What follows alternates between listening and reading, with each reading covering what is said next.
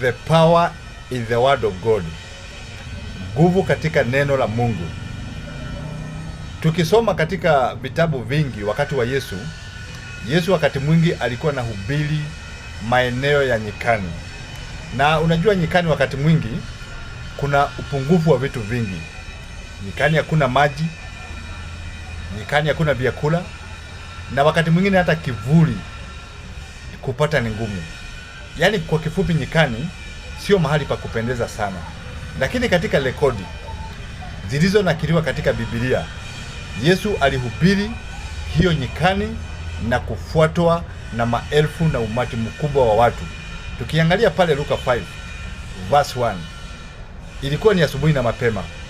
Yesu amefika katika ufuo wa bahari na umati wa watu.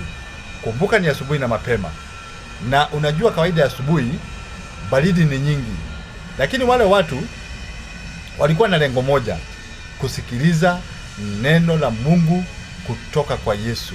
Na Yesu ikabidi atafute mahali angekanyanga ndio aweze kuwafikia wote, na akaambia Simon aegeze merikebu yake pale karibu na ufuo wa bahari, ahubiri habari njema.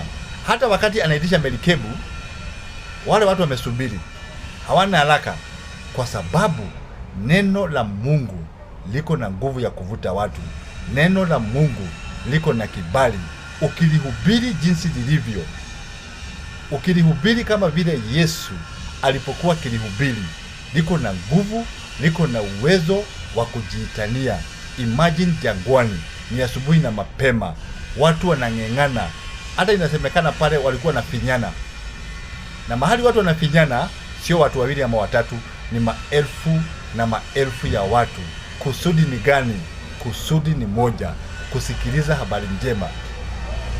Neno hili tukilihubiri na nguvu zake, liko na uwezo wa kutoa watu karibu na kutoa watu mbali. Na Yesu alifanya hivyo. Alikuwa anahubiri katika maeneo ambayo wakati mwingine hayapendezi, lakini umati na halaiki ya watu unamfuata. Na hata wakati mwingine alikuwa anajificha kwa sababu watu wamekuwa wengi na anahitaji muda wa kuomba. Hebu imagine ukitorokea watu, ni vile wamekuwa wengi. Na unajua wakati huo hakukuwa pengine na makanisa mazuri kama yale tuko nayo sasa hivi. Na unakuta hata sasa wakati tunahubiri hii Injili tunang'ang'ana kuwavuta watu, lakini unakuta inakuwa ni kazi ngumu. Kwa sababu gani? Hili neno tukihubiri na nguvu ambazo neno liko nayo,